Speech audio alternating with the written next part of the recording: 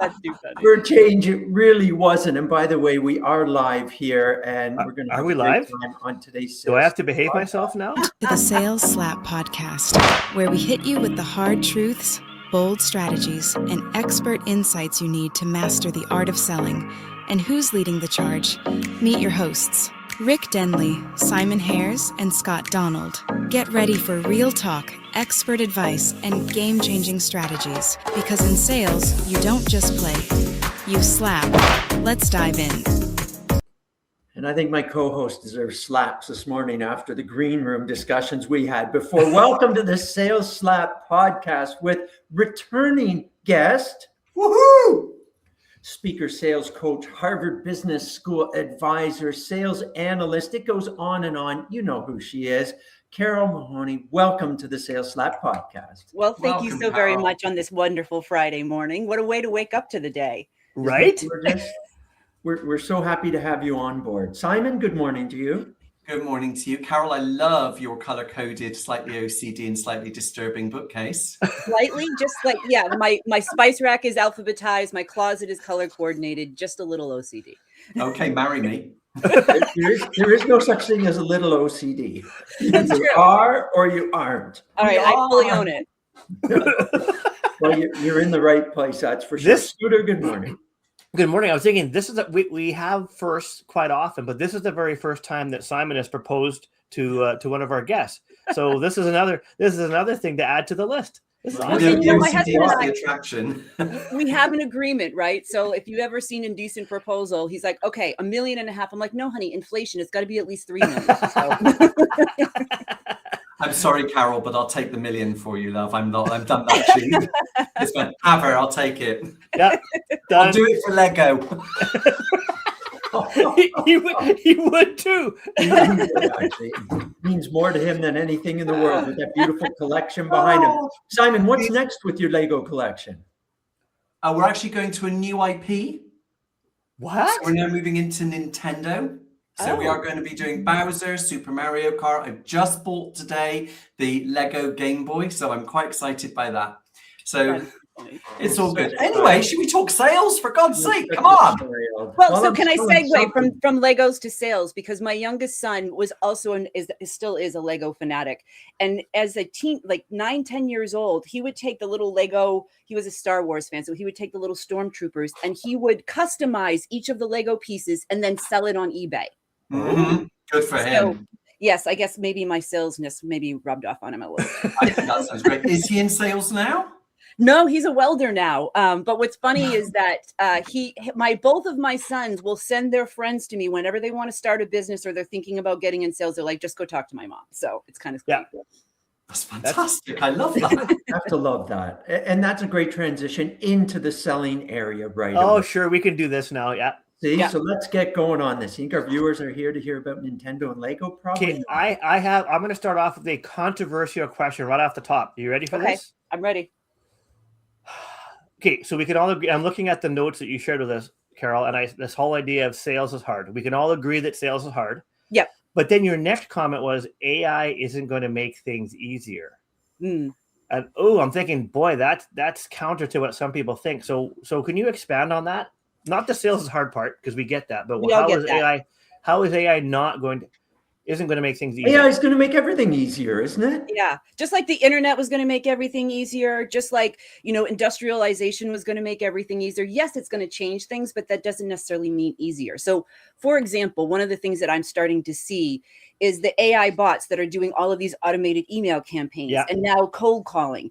And what I mean by saying making it harder is that once again, we are training our buyers to ignore us. And so that's going to make it harder for us to get in front of our buyers. And, one of the trends that I'm starting to see is that people are ignoring their inbox. They're ignoring the cold emails and spam things that come in and opting for intimate conversations with people that they know and trust that's been curated for them. So it's kind of like this, like direct mail became popular again because we were so inundated with email. And I see a phase where we're going to be so inundated with AI noise that we're going to put even more value on a human connection, which is not going to make sales easier. It means that we're going to have to get in front of people almost in an old-fashioned way. Now, I will say, as I'm running, Claude Code right now, doing the lead scrape, it is going to make things easier in terms of finding our people and getting insights. But as far as getting in front of them, I don't see it making it any easier. Incredible. I wrote down training our buyers to ignore us. I love that. And every once in a while, I will respond to somebody who messages me on LinkedIn, and I'll say, "You're doing this wrong." And one person actually got back to me and said, "Why is that?" And I I said, you didn't ask about this. You don't talk about problems. And I said, I think people get pissed off. And he's like, I don't find that. It works for me. So I think the challenge is that even if we try to tell people that there's a better way to do it, and we all have a certain amount of credibility given our experience and our age and whatnot. Rick's the oldest. But I don't think people necessarily, like, it's funny how maybe this is my next question, and then I'll let the guys have the floor here. But how do we show people who are so convinced of AI and just throwing crap against the wall to see if it sticks? How do we demonstrate and show them there's a better way to do this than using AI just to blast the world?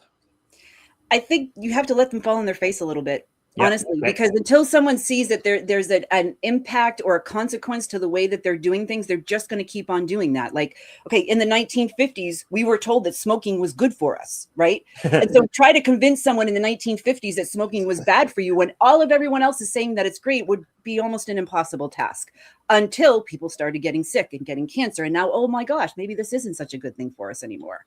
And unfortunately, the damage has already been done. And so when you think about how do we convince people that this isn't the right way to do this, it is more of we have to get them to understand the consequences of something. And then when they say, oh, this is working for me, well, what is working exactly? Like, what is the goal that you're trying to achieve? And I've had the same thing where I actually had someone just the other day who was trying to convince me that I needed coaching. And I replied back, I'm like, sorry, I'm not looking for coaching. By the way, how is this working for you? No reply. And so they're not even paying attention to whether or not it's really working. They're just setting the things and letting them run, not without. And I've seen it happen where I get someone else's name inputted into my message, or like half of the message looks like it's been copy and pasted from another message. This is just messy and lazy, honestly. Yeah, I like that. And it's got to be tough love, doesn't it? It does. Yeah. Needs to be some tough love there as well, instead of the parachute leadership that just saves everybody all the time. Give the guidance, show them the way, but if they're not willing to accept it at first blush, let them fall on their faces, you say, a little bit, or like we say in the gym, let them take a couple punches till they realize that when I tell them to keep their hands up, they will. Simon. Yeah. I think that, like with kids, like, don't touch that thing, it's hot, but they don't always listen until they burn their hand. Yeah, don't touch the red button, right? Oh, that one. Do you know what? I think when you look back at when you said about people were told that smoking was good for them, even though it wasn't, we can look at other things that are going on in the world today. It's not about the message, it's about the quality of the propaganda behind it.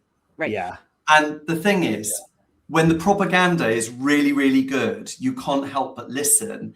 And then what happens is you create a facsimile of the truth, which you then end up living your life by. Right. So, we all remember when email came in. We all remember when we started having computers, because some of us are old enough to remember we had Rolodexes and client cards and filling in carbon paper order forms.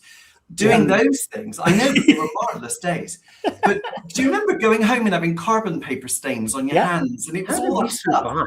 And the white shirt industry just took off because everyone was ruining white shirts. And then, but when we start to think about, people using social media, we've still got companies that are lacking that maturity to use it. So then AI is the same thing. And you know what? I'm going to be controversial too, as I normally am. I'm glad that sales is hard right now. I am glad. And the reason that I'm glad is because it's going to sort the wheat from the chaff.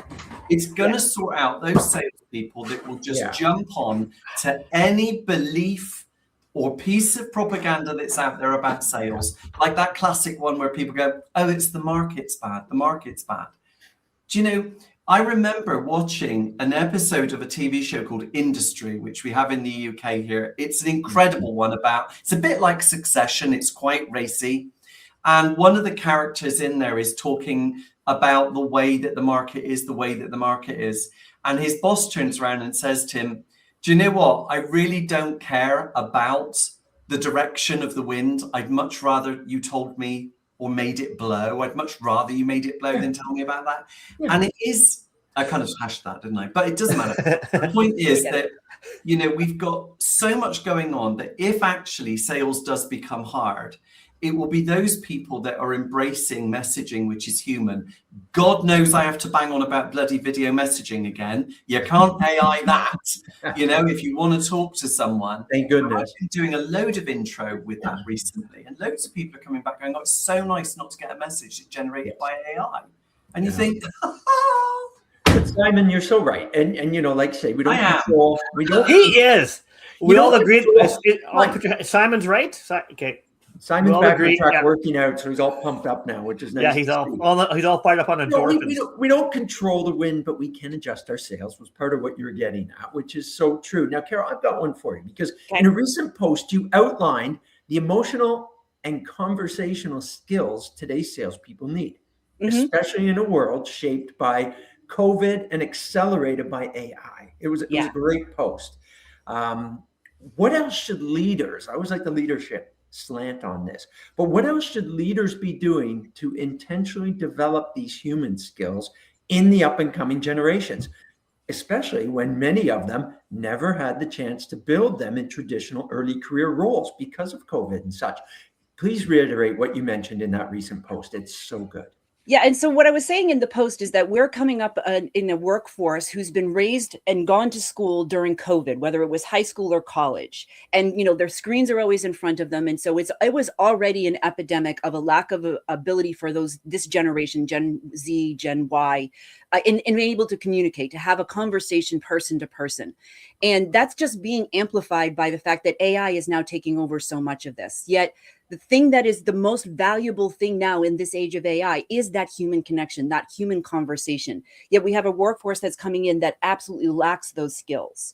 And so one of the things that we need to do as leaders is to demonstrate what that looks like, which means as leaders, we need to get our heads out of the spreadsheets and out of the dashboards and out of the reports, because guess what? AI can do that for us, and actually use that time that we're given because of AI giving all these administrative tasks away to actually focus on how do we have these one-to-one conversations. Now, what I'm hearing from leaders, especially in large companies, is that when we're hiring thousands of people in a year, it just seems like it's impossible to do that. And I have this crazy idea that I'm building a platform right now that uses AI and role play and coaching to teach people these skills. And not that it's going to replace the need for the human to have that conversation, but it allows them to get the reps in so that they can get some practice in, so that then they can start to have that real conversation. Because what I'm seeing happen is when I'm in the business school, whether it's at Harvard or Emily Business School in France, where I'm going to be lecturing this year, is that these students, when they go through the sales courses, they are able to have those kinds of conversations, to look you in the eye, to deduce things and actually ask thoughtful questions that I don't see in the rest of the generation. And so for me, if we can teach, no matter if they're in sales or not, if we can teach these common sales skills of empathy and putting others first and asking curious questions and being able to reiterate that back, that those aren't just skills for salespeople anymore. Those are life skills for an entire generation. Because one of the things that I will say over and over and over again, whether you are going into consulting or into entrepreneurship or investing in some way, sales skills is what will allow you to excel in whatever path you choose to go down. Yeah. So the show is done. The show is like right. No, I mean, can I go home now? And I just want to follow up because you answered it so brilliantly, and thank you, because it was so important. And when I saw your post, I thought to myself, well, we have to have you on to do that. By the way, it was one of your walk and talk posts. I won't leave that up there. I know you probably hated that, but it was so impactful because it's on your brain. You went out for your walk in the morning and said, I got to get this out there to everybody. And Simon, maybe you can help on this a bit, because off screen, on a different topic, we were talking about the importance of showing an interest and asking the right questions to build connection with people and relationships, correct? Yeah, I mean, the skills of asking questions is so important. And I know, when we've talked to Lee Salz, he says that we want to move away from discovery, because what we want to do is make that something that's more valuable. Is that a word? I'm not sure. If they make it more valuable for that person. So what's the most important thing we have to be talking about to make this meeting of value to you? Right. But we still have to be curious. We still have to be asking the questions. But you know what? Fundamentally, and this loops to your point around leadership as well. You hear leaders, and I hear this a lot, leaders saying, oh, I listen to my people. I listen to my people. Great job. But what happens if that information is flawed? And one of the things that I'm hearing a lot at the moment is around leaders who are leading Gen Z. And they're saying, Gen Z doesn't answer their phone. And I was speaking at an event a couple of weeks ago, and it's, I had to say it when she said it was like, I said, do you mean all of Gen Z don't answer their phone? Yeah. And she said, no, they don't answer their phone anymore. I said, that's a huge generalization. And she said, but people don't have a phone on their desk anymore like they did in the old days. And I said, I couldn't resist. I just said, no, you're absolutely right. They have it in their bloody right hand along with their Birkin over their arm and their coffee in their hand. They're aware of you calling. Yeah. Exactly as you did when you walked into this seminar today. And it drives me nuts that people take these pieces of information as true and it stops them moving forward. And so something like asking the right questions is never going to happen because people won't start the conversation in the first place. And if we end up living in a society, which is a real rabbit hole, where we're not even saying hello to each other in the street, or we've got all these, P's and Q's and political correctness being hammered down our throat by HR, we won't talk to people. I was talking to someone the other day, we were talking about the sales targets, and they said, oh, we don't have sales targets here. And I said, what do you mean you don't have a target? You must have a target to go to. They said, no, because targets put too much pressure on us and affect our mental health. It was like, why are you in sales? How are you going to close someone? How are you actually going to ask for the business? How are you going to sell value? How are you going to make a point and do any questioning? Or how do you even know you're improving? Exactly. And I just, honestly, I'm high on endorphin at the moment. So I'm sorry. No more going to the gym before the Sales Slap podcast. Yeah, no more. Simon's all pumped up here. But no, I want to hear from Carole on this a little bit further. Yeah. Well, to Simon's point, I think the other thing that we talk about, if you look at society today, and AI is making this worse, where the information overload happens and people just tend to believe what they hear the most, right? And so whether it's, this news channel or that news channel, which all has their biases, I think the thing that's become lost is our ability to look at the source of the information to determine if it's credible. And that is the skill that we so need today, because even my kids and my husband, they'll see a video and I'm like, that's AI. They're like, how do you know? I'm like, here's how you know. And even my kids, when they spout things off to me, they're like, oh, this and that. I'm like, so where did you hear that? And where did they hear that? And what's the source and the credibility of that? We've lost that ability to question the information that we receive because, well, if everybody's saying it, it must be true. And I don't know about you, but I've always been that person where if everybody's going that way, I'm going to go that way. Because I'm not going to be like the Pied Piper that goes off the cliff that just follows what everybody else is doing. You're in the right room today, then. Yeah, You're in the same. We love going against the grain and not being a lemming that follows everybody. I always encourage people when they bring some information to me and they say, well, this is what I heard and things. I tell them to think of the source. Yeah. Find it and then think of it, because it's going to be jaded. It's going to be slanted. It might not even be correct. Think of the source before you just jump on and run with what you've heard. And salespeople do this in conversations every day. Everything that their buyer tells them, they believe it. And it might be true, it might not be true, but the ability to ask the question of, so what makes you think that? How did you come to that conclusion? Isn't something I hear in sales conversations. Even when I was coaching a client the other day and they do financial work for business owners. And the business owner said, I want to get X as a number that I want to sell at. Right. And my question was, well, how did they arrive at that number? What does that number mean for them? What happens if they don't meet that number? Is it the end of the world? Or is it just like, I think this is a cool number for me to hit, but there's no reasoning behind it? No, I politely challenge to dig deeper. How do you do that as a salesperson with confidence to say, I understand you think our price is a little bit higher, the competition's cheaper. Tell me more about that. Why do you think that way? And they're challenging questions, but at the right time as well. Scooter, you got. I would even say they're not even challenging; they're clarification questions. Like if someone gives you an objection, our emotions are up. We want to defend our stance, and so to be able to take that moment and that pause and regulate your own emotions and be curious, like why do they think this way? Where does it come from them? Has something happened in the past that made them think this? And then how can I help them work through that? Because in making a decision, our buyers are overloaded overloaded with information. They're unclear on what the benefits and value are and how it's going to solve their problem. They're trying to get consensus within their organizations. And we're just like throwing even more stress onto them instead of helping them to navigate those things so that they feel comfortable and confident in the decisions that they need to make. And I have to make a shout out to Brent Adamson and his latest book, The Frame Making Sale, because that is exactly what we're talking about. Like, it's in sales, not just about how do we get someone to do something, how do we help them to feel confident in the decision that they're making? That is the key crux of it all. Can you repeat that book for us? It is, hold on. Can you show? Here we go with the title. Yeah. The Frame Making Sale, Brent Adamson and Carl Schmidt. It's an awesome book. And I know Brent personally and knew about the book before he had even published it, because it so aligns with the theology of being buyer first, that if we're truly putting our buyers first, it's not about getting them to do something. It's collaborating with them so they feel comfortable and confident in their decisions, because it's their job on the line, how they feed their families, how they run their business. It's not just a sale. No. Yeah. And by the way, Carol, that would go into the green section just behind you, not on the floor to the left. Simon, I need another shelf. I have no more room. We spoke about our nervous system earlier and things, and Simon's right now is a little bit jittery. I was just having a triggering moment there. Send him a picture of that book in the correct section later. He'll be please. That would be great.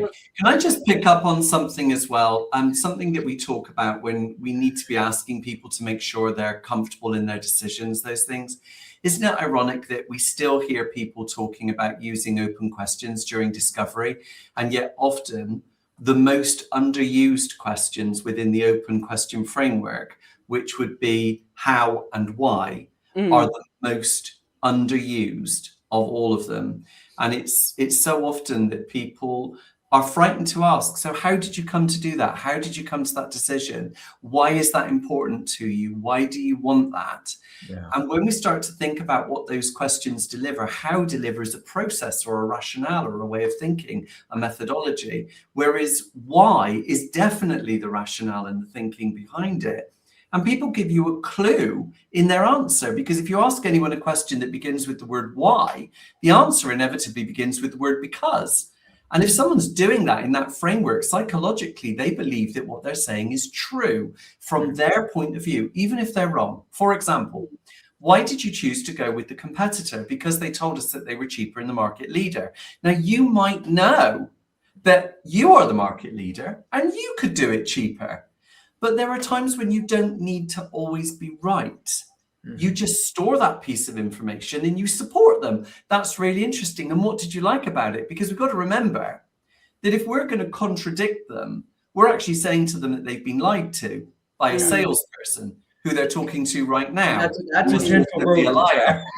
That's a gentle road to travel if you don't want to tick somebody off for making their decision. So absolutely. At least they're in the market. Yeah, open-ended questions and then listening and responding. Most valuable, very, very huge. And it goes back to what we were talking about in the beginning of if someone's going to make a decision and it's not the right decision and they don't want to hear otherwise, like there's you're not going to convince them, but you do have to be willing and ready to follow up with them later on to say, so how did that go? How is it going? And inevitably, and this happens to me at least a couple of times a year, where someone decides to go with a competitor and then they come back and they're like, so yeah, that didn't work. and can you help us now? And so of course I can, but it's at the same time, I have so many new salespeople that I work with and business owners as well. They're like, I need to win this deal. I need to win this deal. I need to win the next deal. And it's a holdup for them because it blinds them to the truth of the fact that this might not be a good fit. This might not be the right time, and that they might need to learn or fall on their face a little bit more before they're ready to make this decision. Yeah, totally agree. Yeah, absolutely. So many things. I want to touch on one thing before moving on. I don't know if it's just me, maybe it is, but so often, like in the conversation, Simon, stop, please. It's always just you. Yeah. See, there you are. It's just you. Hey, guys. Hey, the Scott Donald Show. It's interesting how, Carol had a mic drop moment a few minutes ago, and I'm just looking at my notes here about human conversations and being curious and asking good questions. And I suppose the thing that I want to lean into here is not only how important this is and how a lot of salespeople struggle with this part of it, but I'm wondering, so, if Carol, if you and I were just happen to, meet at a networking event, part of what I'm wondering here is this notion of, I think humans a lot of us are naturally curious, right? And we would have a conversation. Oh, what do you do for a living? Oh, how long have you been doing that? Whatever. Why do you have orange rimmed glasses? Like, these are just questions that we would ask in a normal conversation, right? I'll get back to the orange glasses in a second. What I'm wondering is, once you put the sales hat on, does it somehow squeeze our brain and limit our ability to be okay? So you know where I'm going. Why is it that we move away from our natural human curiosity we would have in any human interaction? I'm going to use that word human and curious. And somehow or other, when we're in the sales process with a sales hat on, we lose all of those things that we do or should be doing naturally, and we become the salesperson who has to like pitch and present like, what the hell happens that we lose that natural human interaction, that ability to, again, so often this theme comes up, right? Whether it's selling from the heart or buyer first or just things that we just do naturally. What happens, Carole? We've had this conversation, if you remember, and this is my hypothesis. If you look up the definition of sales, it is an exchange of value. And when you think of human beings, whenever we talk about value in relation to money, it suddenly changes the whole dynamic for us. And that is why a sales conversation is different from a social conversation. I hear so often from business owners and leaders, well, this guy's going to be a great salesperson, or this woman's going to be a great salesperson. They can talk to anybody. Yeah. In a social situation, you put them in a sales situation where people are going to say no to them, and that they have to talk about money and they have to talk about value. And then as a business owner, that becomes even personal. And so suddenly it's like this mask comes over our mind because now money is involved. And it's that dynamic that changes it from a social to a sales conversation. And that is why so many people struggle, because how we identify with money, the value we place on ourselves based on the money that we have or can get, then becomes a roadblock for us to be more curious, to be able to regulate our own emotions, because now we have this thing in front of us that we have to prove out. And that is what gets in our way of being curious. I like that. I'm writing that down. Well, Scott writes that down. I've got a question as well that really does dovetail onto that nicely. You know, in my work, I talk a lot about change and reinvention. The idea that salespeople need to shift their identities a bit, take ownership of their own growth, and become the strongest version of themselves. Based on what you're seeing with the next generation, I won't name which one, what should leaders be doing to help young salespeople reinvent or change themselves from the inside out and get stronger themselves, not just learn from the mechanics of selling? What can they be doing as a person? Yeah. And it almost, I think this is why I've earned the nickname sales therapist, because you really have to dig into how people think and what brought them that conclusion. Like, what is it in their upbringing or in their lifestyle or in their family dynamics that, brought them to this way of thinking? And so really digging into that really personal, psychological side of human beings, that's where leaders need to go, is that it's not just about telling what people need to do or showing them how to do it. It's telling them why they should do it, so that in the moment when you're not standing there over them, that they have the inner strength to be able to do that. And it's examining the beliefs that we have and replacing those beliefs with supportive beliefs. So like, for example, one of the things that we evaluate for when we're working with sales teams and salespeople is what are the beliefs that they have that are inhibiting their ability to do the things they know to do and can do. For example, one of the things we look at is how you buy is how you sell. And so if you don't have a supportive buy cycle, if you have a hard time making decisions, if you believe you need to have the best price or that you need to think it over or talk to a million people, then when you get into a sales conversation and your buyer does the same thing too, you're going to be, oh, well, of course, I would do the exact same thing. So as leaders, we need to identify what are the supportive beliefs that are going to support the actions that we want our teams to do. Right. And then how do we, for lack of a better word, counsel them and work with them to be able to start adapting those particular beliefs. And because it's not just enough to say, I'm going to stop thinking this way, right? We have to replace it with something that's going to be supportive. When I quit smoking, I started drinking coffee. I had to replace that vice with something else. And so that's what we need to do as leaders, is recognize what is the growth mind and replace. Right. Yeah. Yes, exactly. Okay. And it's habit building, right? So if we build a habit and we stack that habit on top of each other, it happens the same way in our beliefs. Yeah, and you jumped on one word that I talk about a lot in my talks and workshops and things with people as well. When we're developing to be the best version of ourselves, whether it be a salesperson, whether it be a leader, look towards those inner skills that we can be heightening and growing as well, such as adaptability, authenticity, and empathy as well, just to choose 3, which are ones that salespeople can be working on themselves, which will make them better at what they do. Yeah. And another technique, and this is the first step I take with any client that I work with, is identifying what are your personally meaningful goals? What are the goals that you have that tie back to the values that you hold? Yeah. So, for example, one of my personally motivating goals is to completely put my house off of the grid. Solar panels, everything else, that I am completely self-sustaining. And the reason that's important to me is because I was brought up in a woodsy family, that you went into the woods and you left things better than you found them. You left no trace behind. That is a value that I carry through in all of my work, and leaving things better than how I found them. And that ties back to what my personal goals are. And so as leaders, it's not just about giving them a quota or a target. It's helping them to identify what is going to happen in your life that is valuable to you by meeting this number. And more often than not, when leaders go through this exercise with their teams, with me helping them, we find that the salespeople will find numbers that are their personal quota that are double what their actual quota are, and they hit them. So it is such a simple but powerful thing that gets so overlooked. And that alignment of values along with purpose is a very strong thing. And if they do end up doing the exercise that you mentioned, values and understanding their values, which I encourage everybody to do and companies to do, because if you don't have values aligned with personal values, you're not going to survive in that environment.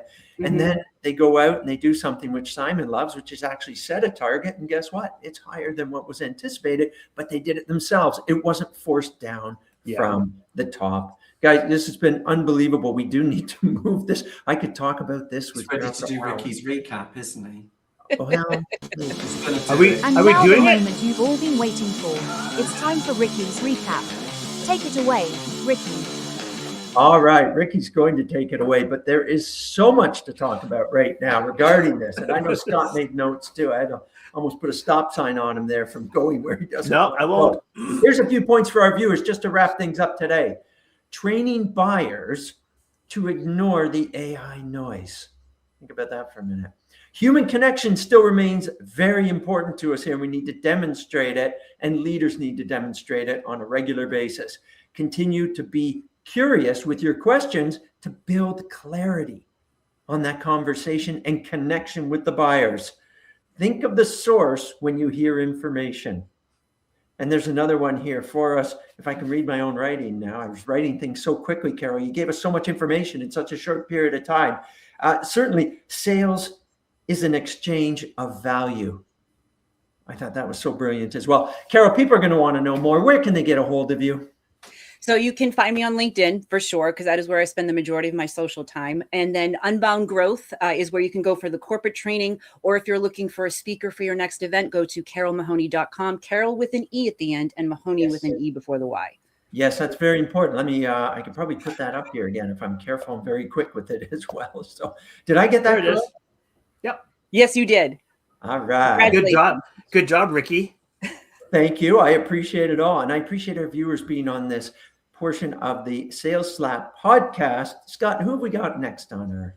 We have another powerhouse female sales leader who we've never had on before. And I'm not sure how to pronounce her last name, but it's a lady named Jen Allen Newth.